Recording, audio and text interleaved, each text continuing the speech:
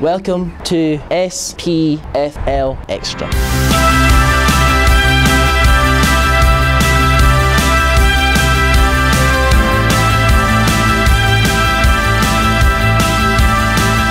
We'll be here every Monday reviewing the weekend's best action. Be sure never to miss an episode again by subscribing here.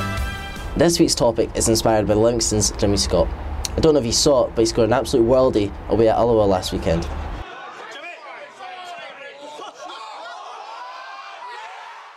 What we want to know is, what's the most ridiculous goal you've ever seen in a game in Scotland? Comment below, as always, and we'll use the best comments for chat next week. A few of my favourites include Brian Gilmour's goal from effectively his own half against Dunfermline for Ayr United. Or possibly even Graham Carey's goal of the season last year against Hearts. Jonny Hayes' goal for Inverness against Rangers a couple of years ago ties in last week's topic with what we're discussing today. Hayes and Duff on a raid now. Oh, it's a tremendous effort! That is breathtaking! A wonder goal to beat them all! Or how about Bryan Prunty's wonderful overhead kick against Livingston for Dumbarton last season? Let us know what you think by commenting below. Last week we asked you what you thought were the best celebrations in Scottish football. Martin Hunter and Daniel Chalk both made reference to the St Mirren's Fainting Goats celebration. It's all fine and well, but I'm really surprised that neither of you went for David Van Zanten's Borat celebration with the Mankini. FIFA Thistle, who I'm assuming is a Partick Thistle fan, talked about Stevie Lawless's dance which he does when he scores it for a hill. I'm not going to try and do it because only Lawless can, and trust me, I can't dance. Ross MacDonald and Dominic Deeney talked about Celtic players past and present.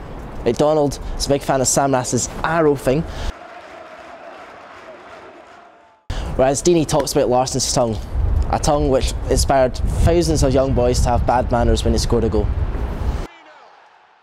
For Motherwell, I'm guessing that's not their real name, their favourite celebration was Michael Higden's invisible chair at Pittodrie last season.